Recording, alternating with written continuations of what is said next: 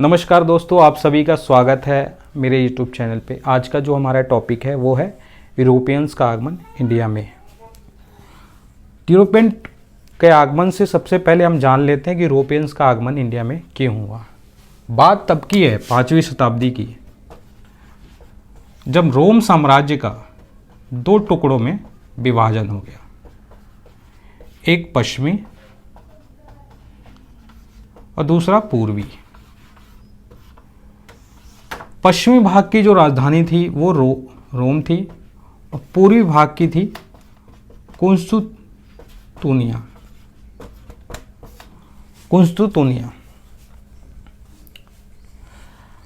कुंस्तुतुनिया जो भाग था वो ये पूर्वी भाग था और ये सपोज दैट ये पश्चिमी भाग।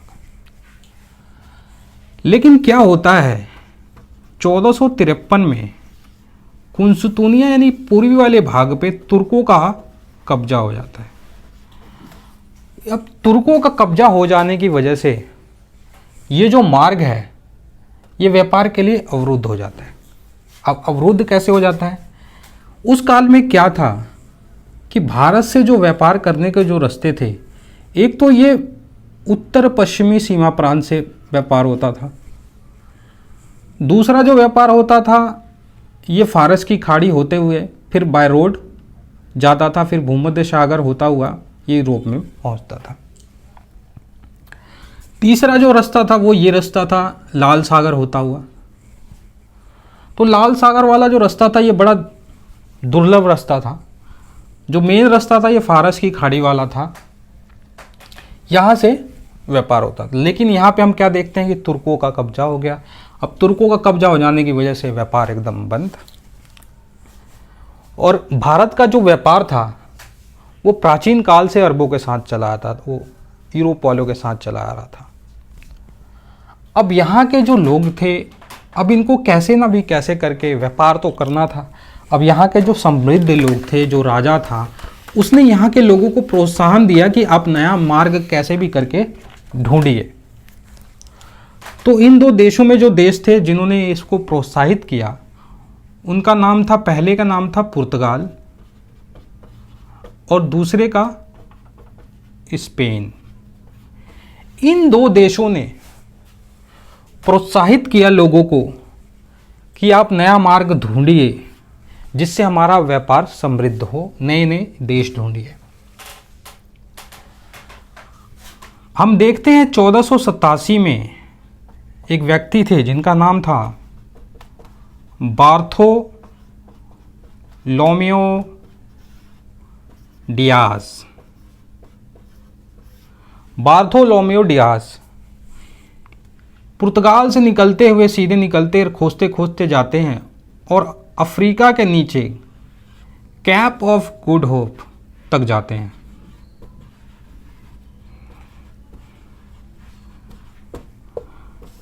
लेकिन इससे आगे नहीं जाते हैं।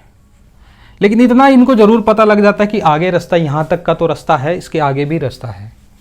ठीक 1488 में वापस अपने देश लौट जाते हैं। ठीक 10 साल बाद 1498 में एक व्यक्ति था जिसका नाम था Vasco D gamma. Vasco D gamma एक अरब यात्री को लेके अपने साथ, जिसका नाम था अब्दुल मजीद,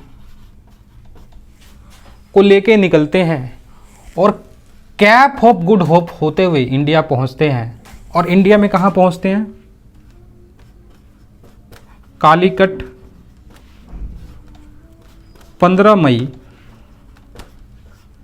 1498 में। अब कालीकट पे जो यहाँ का जो राजा था वो हिंदू राजा था, लेकिन उसे जमोरीन की उपाधि प्राप्त थी। वो इनका स्वागत करता है। लेकिन कालीकट पे ऑलरेडी ही व्यापारी लोग मौजूद थे जो कि अरब व्यापारी थे, जो यहाँ अरब व्यापारी व्यापार करने आते थे। उन लोगों ने वास्को डी गामा का विरोध किया। जैसे तैसे करके विरोध का सामना करते करते भी थोड़ा बहुत इन्होंने व्यापार किया। व्यापार करके जब ये अपने देश वापस लौटे, जो सामान फिर इन्होंने, जो मसाले इन्होंने बेचे और बेचने के बाद जो मुनाफा इन्होंने कमाया वो करीब करीब 60 गुना था। अपना खर्चा भाड़ा सारा निकाला। अब इनको ये लग गया कि भैया इंडिया के साथ व्यापार करने में तो बड़ा प्रॉफिट है।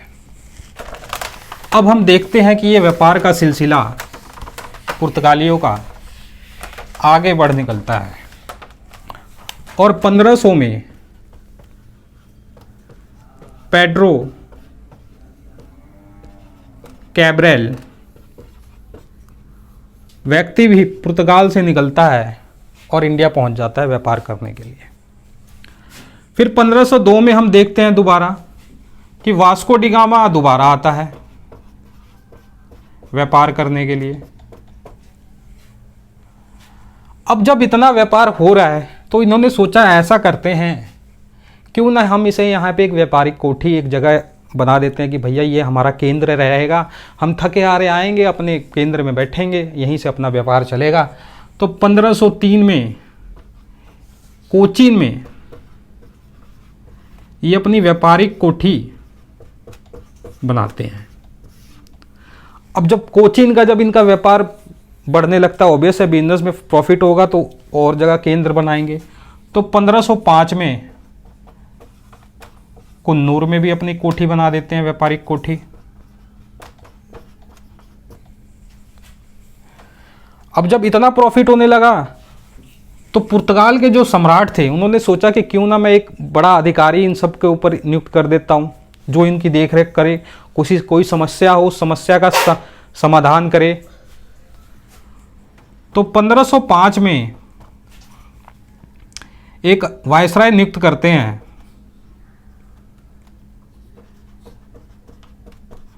जिसका नाम था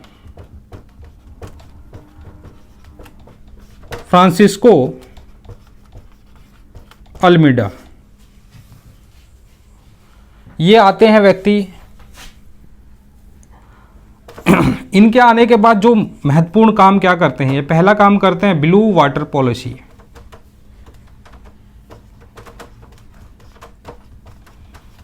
इनके शासनकाल में कुछ खास नहीं होता है, लेकिन इनको ब्लू वाटर पॉलिसी के नाम से भी जाना जाता है। और एक ये चौल का युद्ध लड़ते हैं जिसमें इनकी पराजय हो जाती है। गुजरात,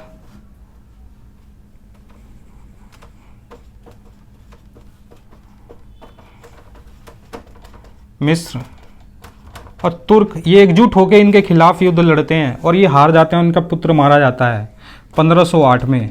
लेकिन ये 1509 में दोबारा युद्ध लड़ते हैं और इनको पराजित कर देते हैं। लेकिन अब हम बात करेंगे जो सबसे मेन जो बंदा आता है, जो वायसराय बन के आता है।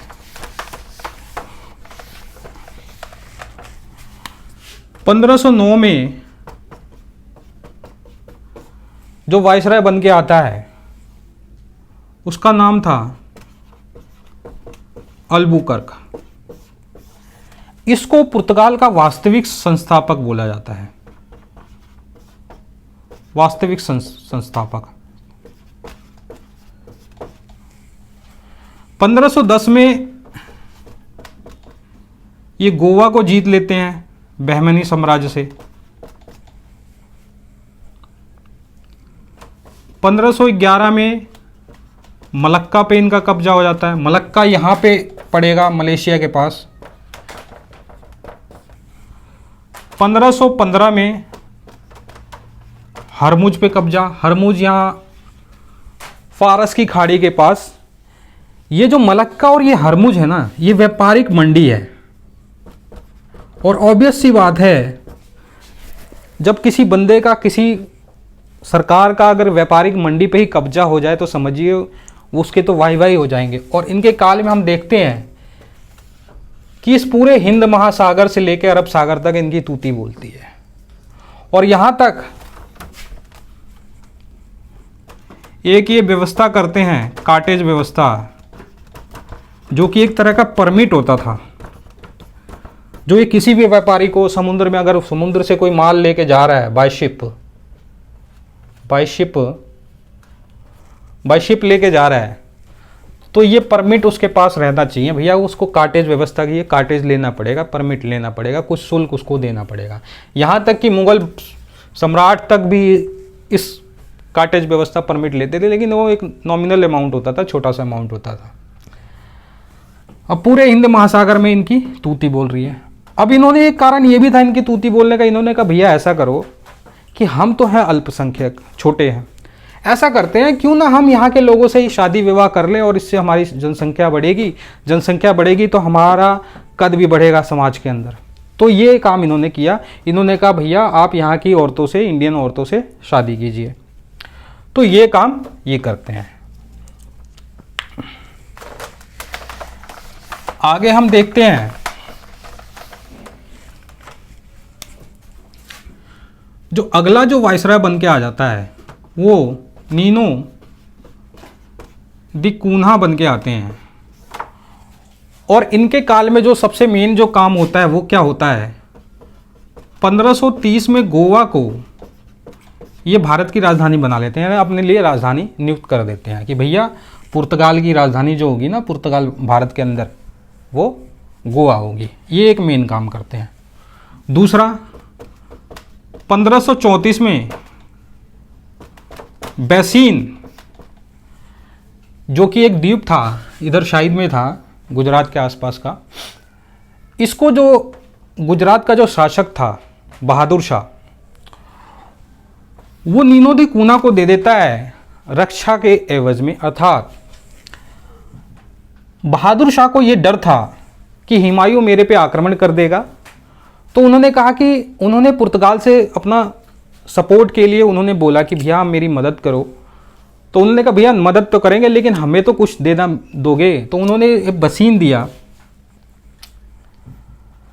और आखिर बाद में 1536 में वो हुमायूं वापस चला भी जाता है। हुमायूं वापस चला जाता है तो बहादुर शाह सोचता है कि भैया तुम लोगों ने तो ना युद्ध किया ना कुछ किया और मैंने तुमको खामखा बसीन दे दिया क्षेत्र, और मेरा क्षेत्र मुझको वापस करो।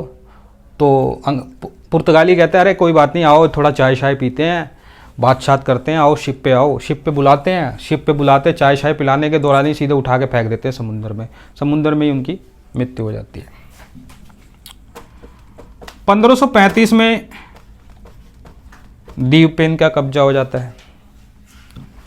तो ये सारे काम इनके काल में होते हैं। आगे हम देखते हैं 1559 में इनका दमन पे कब्जा हो जाता है। फिर ये हुगली,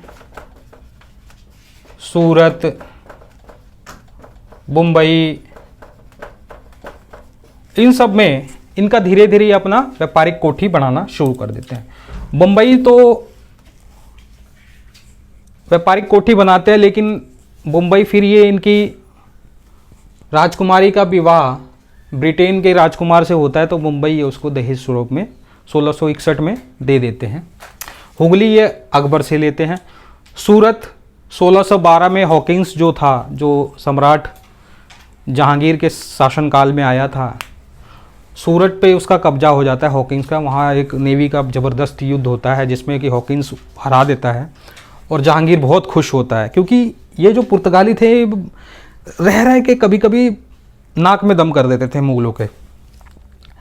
और मुगलों की जो नेवी थी ना, वो उतनी स्ट्रॉन्ग नहीं थी कि जो इनको संभाल सके। और मुगलों ने कभी इतना चाव भी नहीं दिया नेवी को स्ट्रॉन्ग करने के लिए, क्योंकि उनका हमेशा जो अधिकार रहता था वो क्षेत्रों तक रहता था। आपने देखा होगा जब गुजरात विजय के लिए जब अकबर गया तो उसने पहली बार समुद्र देखा था, तो इसी हिसाब से आप पता लगा सकते हैं। उन्होंने कभी नेवी को उतना स्ट्रॉन्ग रखने की कोशिश नहीं की, वो हमेशा एक भूमि पर ही स्ट्रॉन्ग बने रहने की कोशिश करते थे। तो जब सूरत में हॉकिंस ने हराया तो जहांगीर बहुत खुश हुआ था। तो ये सारी कहानी है इनके वायसराय की। लेकिन ऐसा क्या कारण है कि जो पूरे हिंद महासागर और पूरे अरब सागर में जिनकी तूती बोलती थी, ऐसा क्या कारण आया कि ये एकदम से हार गए और एकदम से इनका पलायन हो गया? तो इसके जो कारण थे, कारणों को जानने से पहले हम देख लेते हैं कि कैसे कैसे ये हरमुज को हारे और मलक्का को हारे। तो 1628 में ये अंग्रेजों से हरमुज को हार गए। 1641 में डचों से मलक्का को हार गए। श्रीलंका भी बाद में हार गए। तो देखिए अब जो व्यापारिक मंडी थी, जो हरमुज जो था, हरमुज मलक्का जो मेन व्यापारिक मंडी थी, यहाँ से पुर्तगाली ख़त्म। अब मेन बचे हैं यहाँ पे। अब यहाँ पे इनकी बदमाशियाँ देखो। जो हुगली इन्होंने अकबर से ली थी, वो 1632 में इन्होंने एक कांड क्या किया कि मुमताज महल जो थी, बेगम मुमताज जो थी, उनकी जो दो दासियां थी, उनको इन्होंने बंदी बना लिया है। जब ये बात शाहजहां को पता लगी तो शाहजहां एकदम गुस्से से लाल, कहा कि उनकी ऐसी मजाल, और उसने कासिम खां को भेजा कि जाओ भैया उनको ठीक करो। कासिम खां 1.5 लाख सैनिकों के साथ गया और युद्ध शुरू। वो गिनती के उनको ऐसी ऐसी जगह पछाड़ पछाड़ के भगाया कि उनको सीधे बाहर भगा दिया। तो उनके हाथ से हुगली भी चली गई।